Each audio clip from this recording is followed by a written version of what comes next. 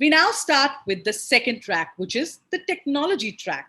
The first session of the technology tracks is re-architecting data center and cloud infrastructure with 5G. 5G and industry are going to be inseparable in the near future. Be it enterprise business, data center, everything is on cloud for smoother performance, 100% uptime and business continuity.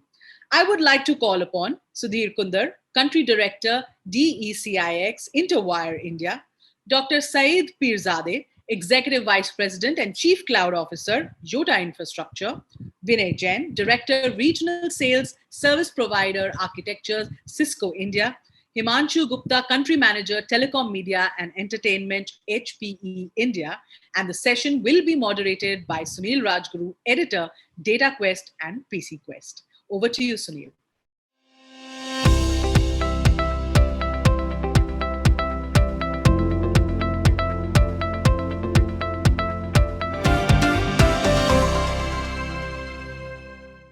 Good morning, everyone, and welcome to the panel discussion titled Re-Architecting Data Center and Cloud Infrastructure with 5G. I would like to thank all the panelists for joining here, and I look forward to a very lively debate.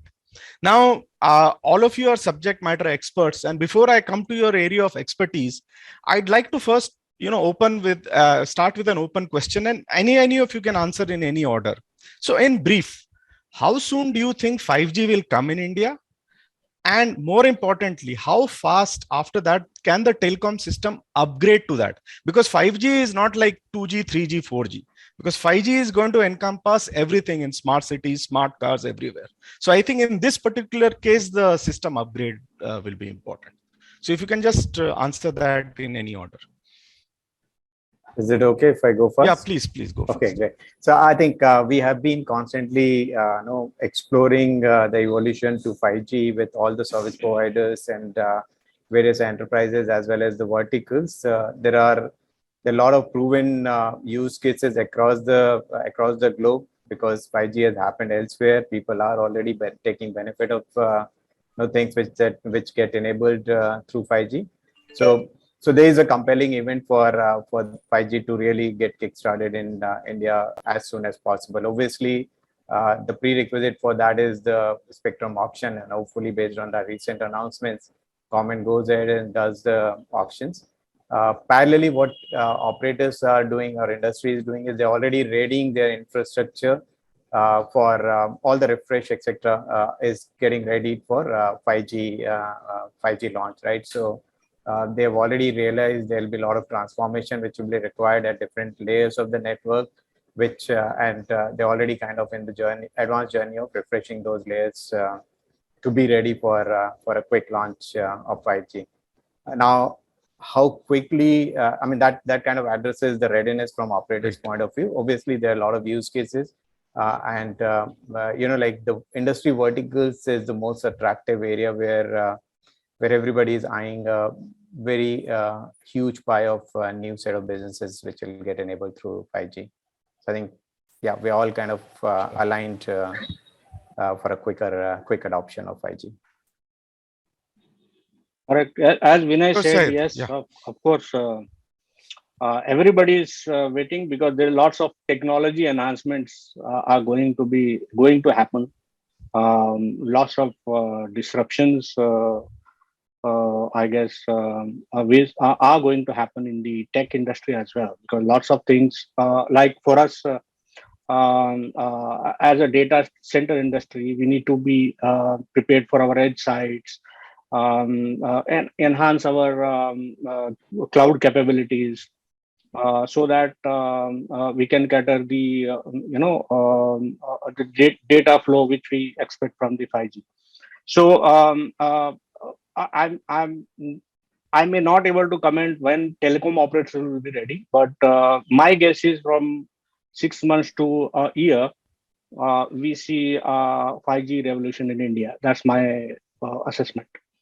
I think I would resonate what Dr.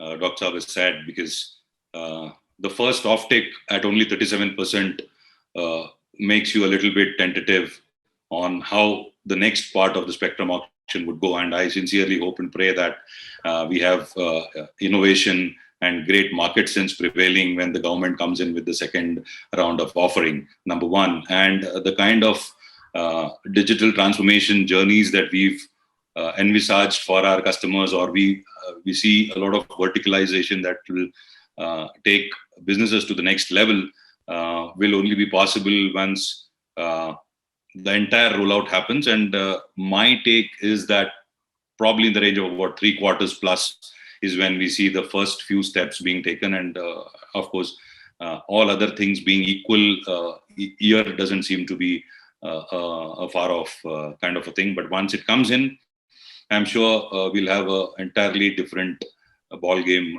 as far as the entire tech space is concerned. Hi, this is Himanshu. Very warm welcome to all the panelists. I believe the deployment of 5G in India will at least be a year away. It all depends on how the government auctions the spectrum at what time, and most likely it is going to happen by June to July. That's what we have heard, and we hope that this time they stick to the schedules. And post that, I think then it will be all about companies gearing up and start deploying their initial trials on the field. Now, if I go back, 5G was maybe started somewhere in July 2016, and by I think 2019, the operators started rolling across the globe. But if you look back, what happened to 2G and 3G? India were laggards by almost 10 years in 2G, and I guess in 3G, and almost 2 to 4 years in 4G. But if you look at what has happened in the last 3 years, I think we'll be maybe laggards by the 3 to 4 years for 5G, but it'll still be a great start, because I don't think this 3G to 4G and 4G now to 5G is another G shift. It's a quantum leap. And we believe that this is a technology shift which will give immense opportunity for the entire market, for the businesses and for operators to come and build an ecosystem very collaboratively and build some very unique and radical use cases in the market. Now, if you look at how it's going to evolve in the country, I think the initial deployments will be around the EMBB, which is around enhanced mobile broadband, because that is the easiest to do. We'll have to simply give the higher bandwidths and give higher experience and more data throughput in a given density. But the other two use cases primarily, which is around the UR LLC and your massive IoT communications, that is something which will still be phase 2 and 3. So the evolution in the country will be around EMBB, and I think it will give the operators the time and the I would say commercial leverage to smoothen out the execution, because it is going to be quite capex heavy, and with a phased out approach and the learnings they will have from within the country and from outside the globe, I think that will ease out the journey on the 5G. Apart from that, I think it will be at least 2 to 3 years when you will have ubiquitous, say, urban and then also potential rural coverage. So it is going to be a phased-wide approach in the country. And if you see the trials coming, inputs coming from, say, Vodafone or Bharti, even Reliance, a lot of trials are happening for different use cases, but that is not something that everything will be implemented from day one. And if I look at the past year trends, I think next 4 years by 2026, we should be in a position to have at least 400 active million subscribers in the country, which will be close to 30-35% of our installed base of active subscribers by that time coming onto 5G bandwagon, and which will be at least 20% of the country's connections, which will be 5G connections. So that is where I see the companies evolving and telecom ecosystem evolving. Along with that, I also feel OSS and basis stacks need to be evolved in the companies, because that is where they will be able to monetize everything on the go, on the fly. And that's another area I think the telco operators especially will have to look very, very diligently. So that's how I look at it. Vinay, thank you for that introduction. So I guess we have really been waiting too long, but now there's a sense of an inevitability and a roadmap in front of us. So we have our work cut out. So I think now I'll just ask about everyone's individual, area of expertise. So I'll start with you, Dr. Peerzade, Executive Vice President and Chief Cloud Officer, Yotta Infrastructure. Now you talked about, disruption and edge in your beginning intro. So, I mean, edge computing is the next big thing, and that will be a disruptor. So what can we expect from the advent of edge computing due to 5G's adoption in the area of data centers and the cloud? Yes, indeed. I am very excited considering the growing adoption of IoT use cases, Industry 4 initiatives, or you can say penetration of internet services and online platforms like OTT, e-commerce, or you can say online education. These are some of the major factors which I consider will drive edge requirements going forward.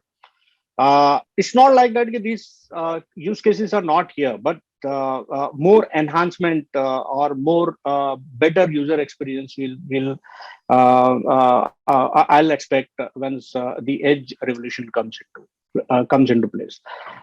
With the government announcement of rolling out 5G by 22, 23, that's what they are saying. These use cases, I suppose, will receive tremendous boost.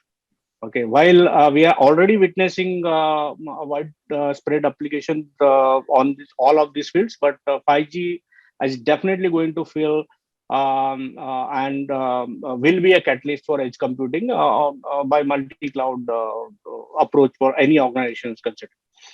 This presents a huge opportunity for data centers, okay, and the cloud service providers per se, to increase their investments in building strong edge data centers.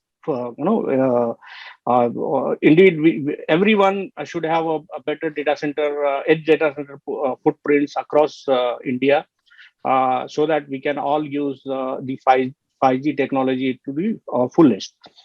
We have the opportunity indeed to further strengthen our data center and cloud offerings by extending them to more, you can say, regions across India, including tier 2 or tier 3 cities. That presents a huge appetite on digital consumptions. I think that's what the largely deserved outcome of the 5G. Let me also share with you that Yotta is doing in these aspects and what we are, which are these steps we are taking.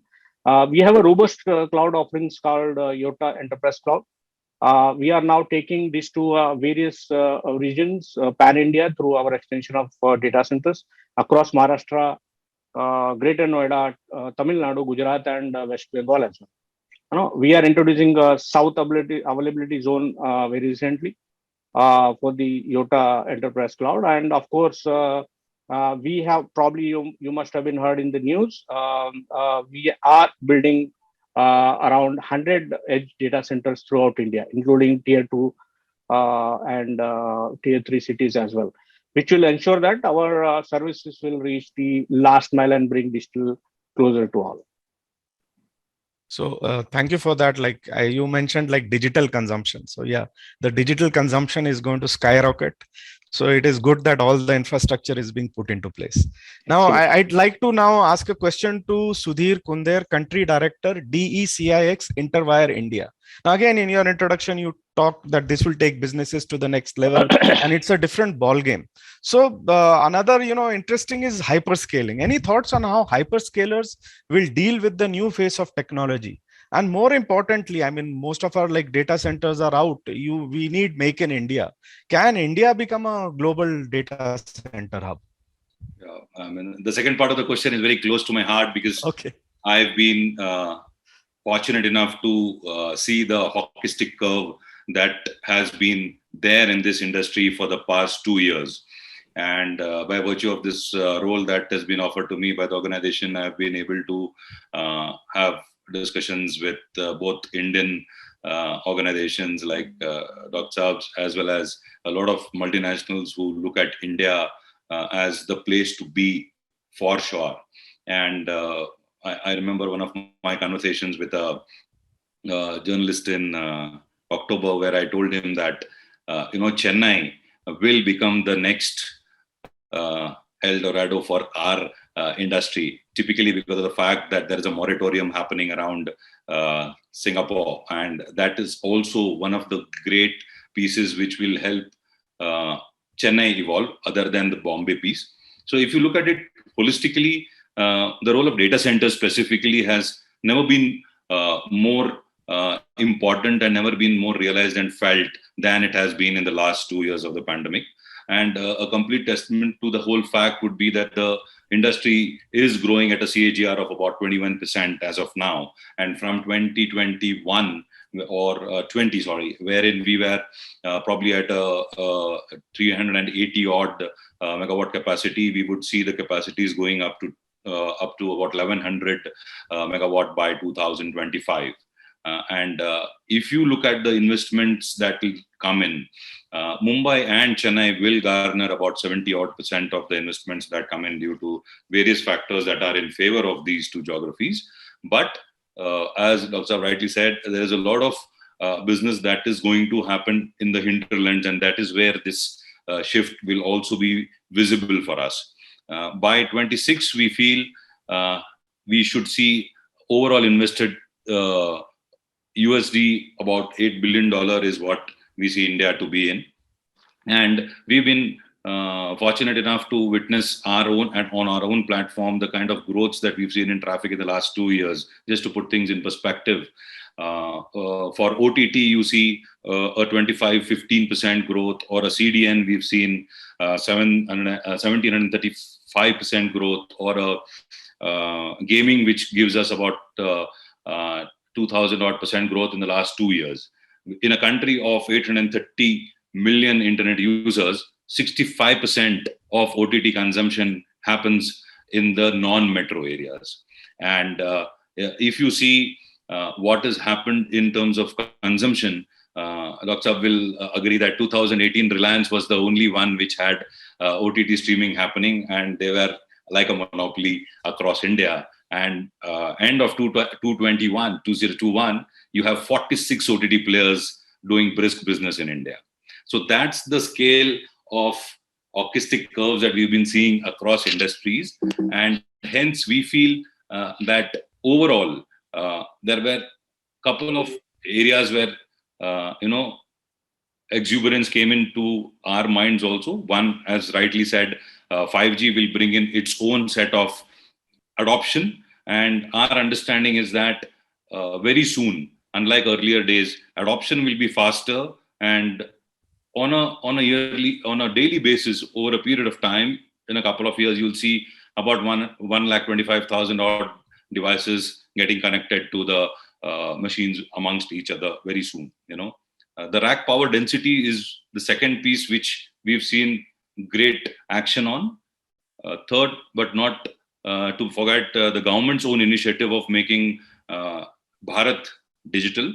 And with the digitalization of the country, we've also seen the right kind of steps that they have taken in terms of encouraging the industry to go wide and deep as well. Cloud adoption happens to be the next big accelerator for our exuberance towards seeing why is it that we believe that, yes, initially in the APAC region and then globally also, India will be the destination for the data center space. Coming to hyperscalers, if you see 2016 onwards globally, we've seen the capacity or the participants doubling up actually. And this upturn in the hyperscale activity will transfer to an increase in overall cloud companies also turning to providers for co-location and build to suit, as well as they'll build on their own. So today, we observe that organizations, especially there's a lot of R&D that DE-CIX Germany does, and we see organizations need a new interconnection service regime tailored for their needs, where they would look at technologies like IoT, AI, and 5G. And one has to depend on other to get the maximum bang for the buck when it comes to the entire solutioning part of it. So we see this change in speed happening worldwide. And at DE-CIX, we call it as a digital triangle of IoT, AI, and 5G. So when you see the use cases being discussed, via verticalization over there, our learning curves are going to be pretty shorter than what it was earlier. You will see connected cars happening today. I mean, if you look at the Mahindra XUV today and imagine if somebody would have told you the same thing 5 years back, we would have said that this guy is actually dreaming, you know. So that part of M&D typically will skyrocket in terms of adoption when these three things fall into place, along with verticals like pharma, education, as Dr. rightly said, and a couple of other industry verticals. Interconnection, I feel, will play a critical component here, and hence it will be the one that will be able to orchestrate all other things that fall around it in terms of the heart, brain, and hand, as I said earlier. While what will be happening is more and more persuasiveness will come in because of the interconnectivity there. Enterprises, we know, are already connecting up, but government also we've seen now wanting to connect up with this. So latency is becoming the new currency today. This will eventually become a cascading effect, and we see the hyperscalers actually making hay while the sun shines, being right place at the right time. And very soon we see a 15 million square feet area kind of a setup happening around in India with these folks. Eventually, when a customer comes in to a data center, while he does the tick marks against the standard line items that he has, he would also want to know how thickly are you connected as a data center, and also do you have the ability to connect up with internet exchange, cloud exchange, and multi-services provisioning at the same time. So they come with a project, and they would want, the customer would come in with a project and they would want a 1G cloud connect scaling up to 10G within the next 24 to 48 hours. And then within a month, they will again want to come down to 3. So these are the kind of use cases that we've seen. And if you don't have other component, but have land, building, cooling, manpower, and there is no data, then there is no data center. So typically, if you see, it will play a critical role in the entire evolution of the next growth path that we see. When you come to a hyperscaler, the customer will also seek to lower his latencies and push the services ever closer to the populations where the consumers are. So secondary markets, as it is already being discussed, will then see significant expansion.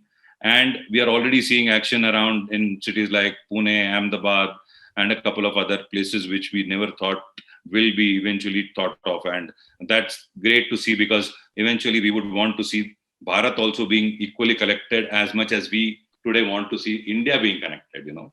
So the gap between the Bharat connectivity and the India connectivity will definitely be brought down. With currently we are looking at about 260,000 villages being connected on our broadband, and the headroom is about 6 lakh villages to be connected. So that's the next piece that we see. The most encouraging factor I find is with less legacy infrastructure that the companies today have, it will give them the ability to leapfrog our friends from the US and Europe and integrate new technologies into the space and not be at a disadvantage what we were probably a couple of years back. So that's about it from my side. Thank you very much. Thank you, Sudhir. So I like that. I mean, when you talk of hyperscaling, India won't hyperscale, Bharat will hyperscale. So really looking forward to that. So my next question is for Himanshu Gupta, Country Manager, Telecom, Media and Entertainment, HPE India. Now, you also initially you talked of, like a quantum leap and all. I'm sure a quantum leap will happen in the enterprise space. So specifically, I'd like to know what kind of ultra low latency applications can Indian enterprises start exploring first? And apart from that, what other changes can we expect in the enterprise space as a result of all of the above changes? Of course, you can also mention what specifically HPE is also doing. Thank you for that question. I think it's a very relevant question. But as I said earlier, the first phase of development in the 5G use cases will revolve around EMBB. But URLCC is extremely important. Just to demystify what it is, 5G ultra reliable low latency communication service makes it possible to support use cases that require very high reliability and extremely low latency. Now that translates to something like less than 1 millisecond that air transit time for that, or maybe end-to-end hop between the user device and the e-node be in 5G to be around 5 milliseconds. That's the end-to-end time. So it's a extremely demanding service. And the availabilities are in the range of, say, more than 6 to 7 nines. So 99.9999 and that like that, likes that. So they're used basically in very mission critical environments. For example, the most and the first which comes to our mind is, healthcare industry. And I would see that one of the first use cases will develop around the healthcare industry, while others around, cloud gaming, intelligent transportation, then, military gear deployments, then coming to even your, industrial automation, robotics, all those spaces will definitely be the next in the line, because industry 4.0 is where, 5G will actually play a major role. And how the factory shop floors will leverage 5G's, high availability and the so-called extremely low latency will be the next level of automation in the industry. Now, if you look at what India has done, I think the basic tenet of 5G is about ecosystem development. So the combination of 5G, the combination of AI, the combination of IoT and the smart platforms, this is what is going to benefit the entire gamut of consumers, even enterprises and society at large. All these use cases will actually come from, putting this ecosystem together, and, obviously different verticals will leverage one or the other, but all of them are important for the overall development. Now, Indian government, I think in their policy for 5G support, they also very clearly articulated that 5G technology has a potential for ushering a major societal transformation. Now, by establishing a rapid expansion of the role of IT across manufacturing, education, financial services, healthcare, as well as agriculture. So they're very, very clear. And what they're doing around it, they're basically trying to, invest $100 billion under the Indian National Digital Communications Policy, we call it NDCP. And their vision is to basically get India's digital infrastructure and support reach to the next $1 trillion as part of the digital services overall plan. We call it Digital India Plan.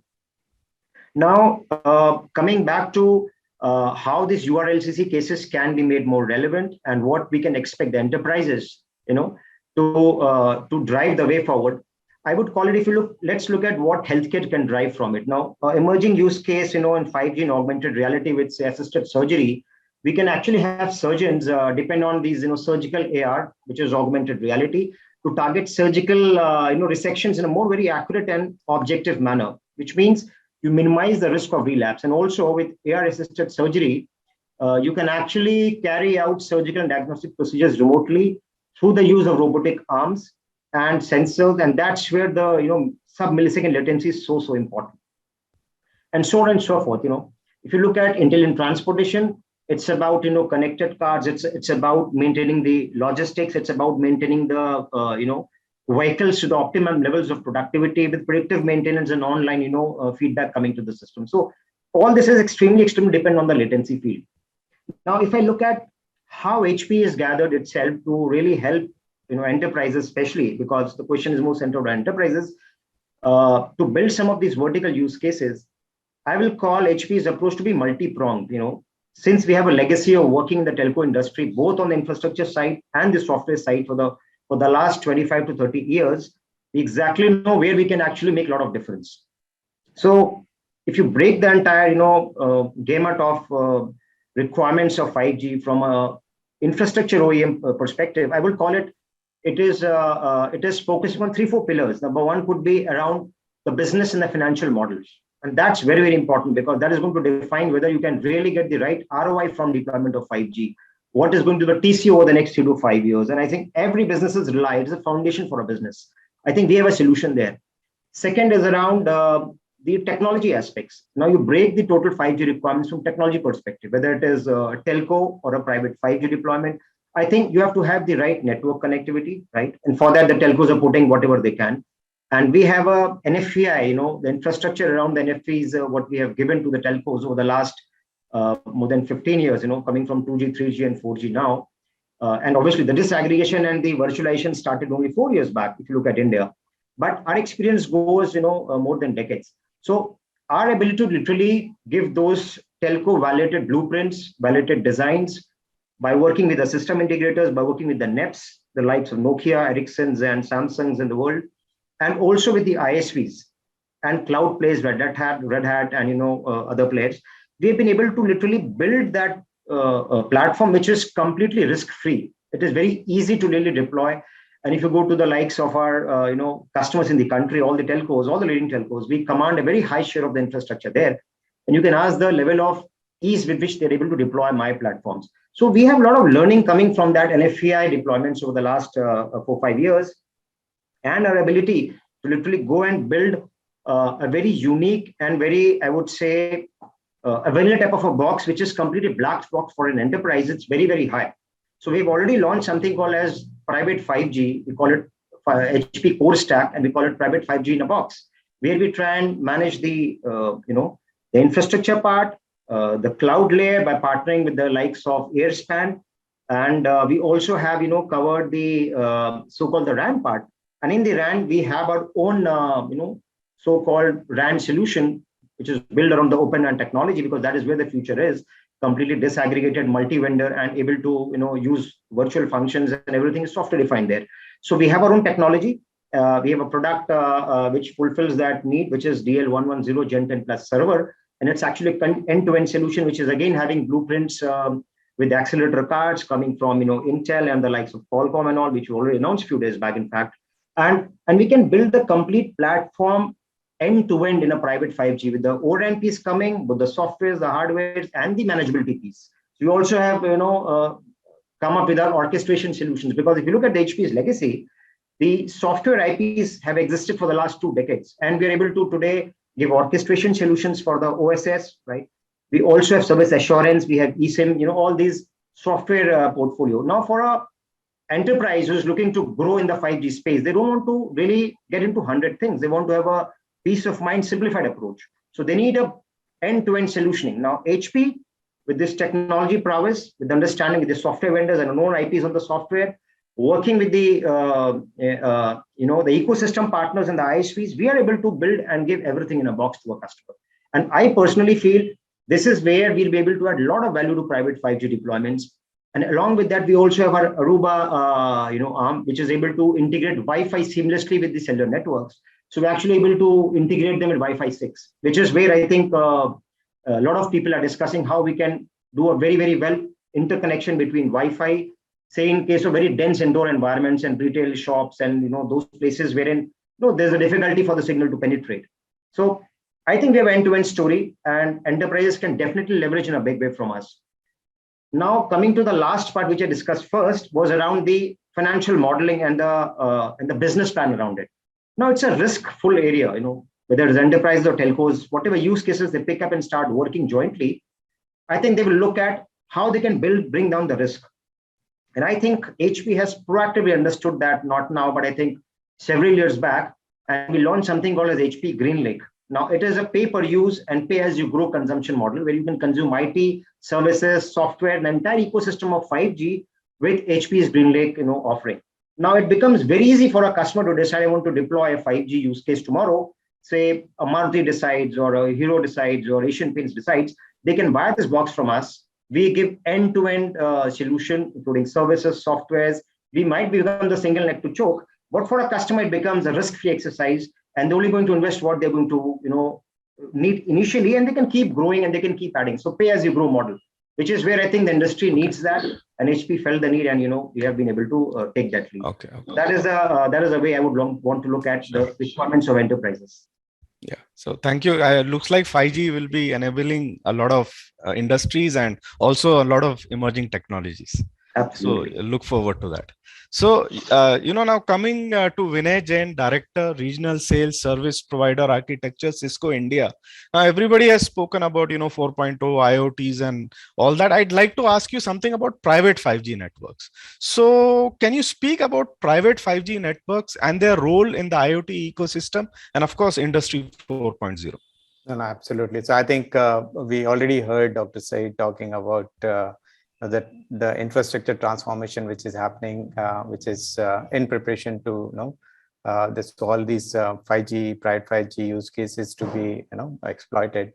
Mr. Sunil talked about how the whole hyperscaling aspect will be from Bharat point of view. We already have a stated policy from government or stated mission from government to go to a 5 trillion economy, which means, and we have been, I'll say like we are very fortunate to be in a time where we have best of the combination of technology enablers, as well as some of those global shifts from the supply chain point of view, etc., which is kind of putting us into the best position to really leverage all these technology enablers and really leapfrog to achieve that stated mission of the government. So I think everything you talked about, Sunil, Dr. Said, and Himanshu, all that is very relevant. It's our collective prerogative to make sure that we simplify the whole offering so that it is easy for everybody to consume in the marketplace, whether it is operator or the end customers, vertical segments, or area enterprises, right? So that's something which is I think the need is well established. Everybody understands that, and everybody is really driving towards making that happen. So and again, like since 5G happened quite extensively across the globe, all that becomes available to us. There are a lot of learnings which we have gone through, our industry has gone through, and those things are getting baked into the way solutions are being offered, right? Whether it is a 5G, private 5G, or how it kind of enables the whole industry 4.0 ecosystem. So if you look at industrial IoT operations, what they expect is faster and more secure and easier to deploy access technologies. This demand is very clear, and I can tell you going forward, we'll see more and more businesses using it as a competitive advantage in their marketplace. This is especially true for enterprises with increasing complex infrastructures, where need for them to be very efficient in their outcomes is paramount, right? So this is given, and everybody will really go for it. As I said, we are in a very good sweet spot to really be able to leverage with those underlying enablers. As wireless technology evolved to provide enhanced throughput, better latency, and reliability based on the whole concept of 5G, which Himanshu touched upon, industrial IoT decision makers must learn how best to leverage and deploy the technology in their infrastructure. Otherwise, they are all going to be really disadvantaged in terms of their competitive positioning in the marketplace. What we see is businesses across the globe are kind of collectively investing close to $4.3 trillion in information technology to digitize business informations to take advantage of cloud transformed industrial efficiencies, right? So that's a massive investment which is happening across the globe, realizing the efficiencies which cloud transformed technologies are offering to them. Similarly, they are investing close to $34 billion today in operational technology to digitize their business operations through wireless and IoT connectivity for improved productivity.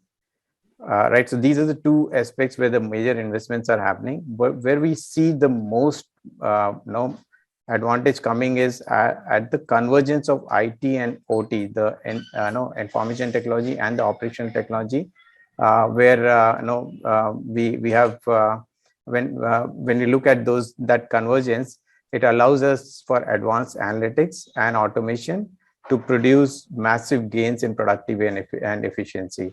And all the early adopters across the globe of private 5G are already benefiting from these gains. So we have already seen across the globe operators and vertical segments realizing these benefits as the early adopters. If you look at technology specifically today, like low latency in a closed loop use case is handled through wired technology based on Ethernet time-sensitive networking standards or local computing, right? This is how it is being utilized today. For example, in an automated guided vehicle environment on a shop floor, on a industrial floor, if it detects a human, it has to stop immediately. It cannot rely on communication media to prevent that kind of accidents. So the local computing becomes very, very critical for such use cases or such deployment initiatives. So a mix of local computing is also that which plays a key role here.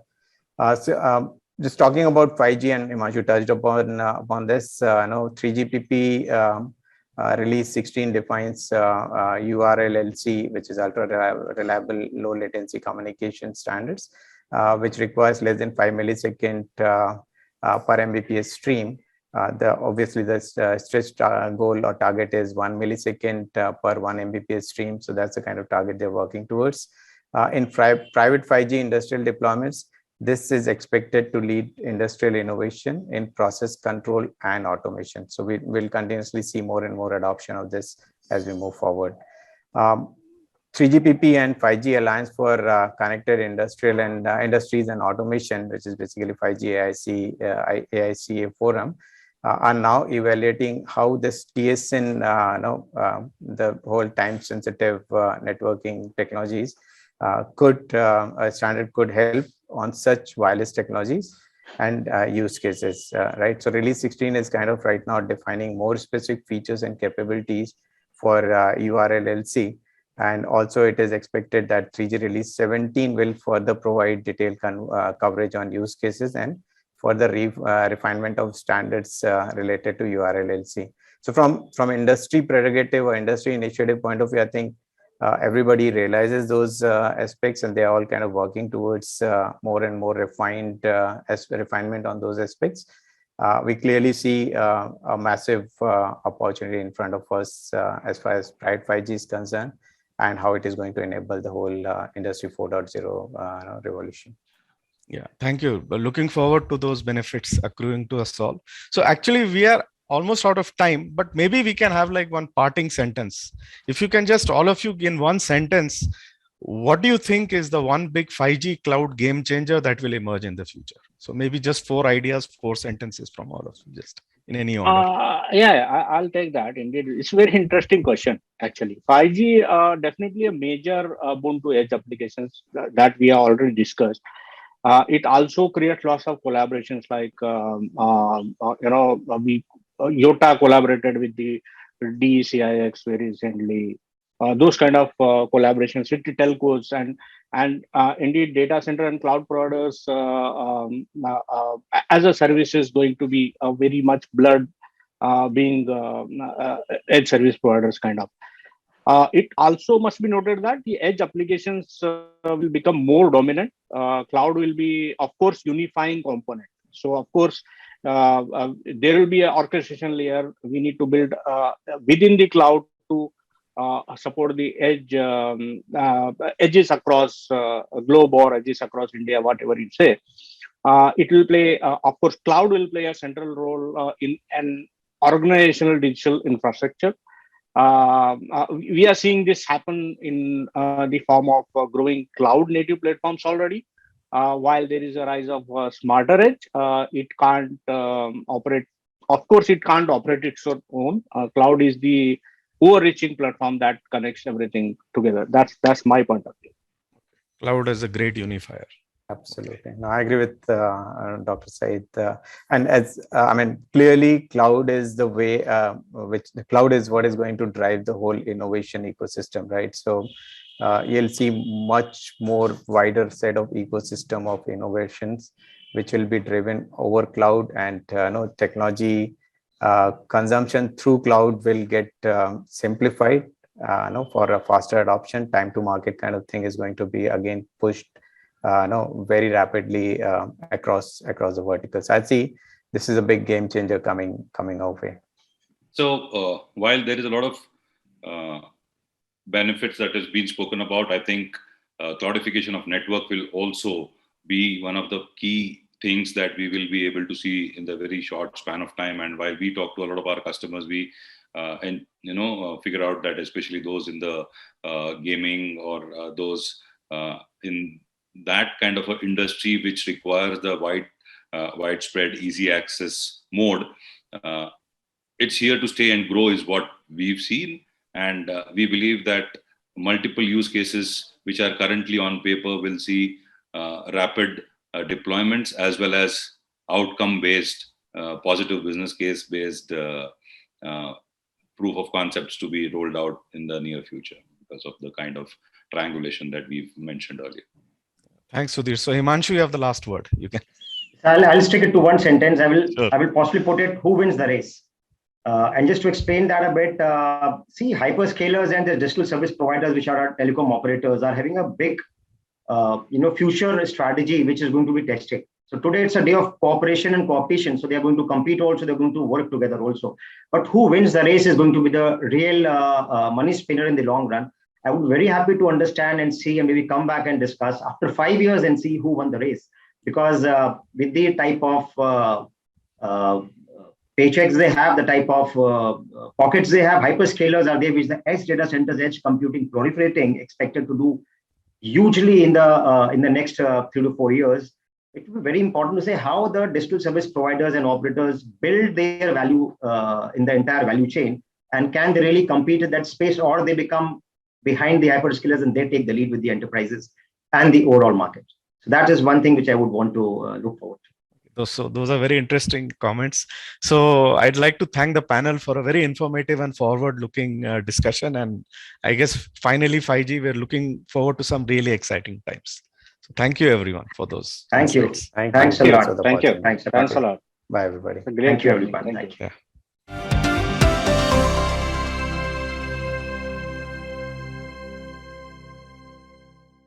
Thank you, speakers, for such an informative session.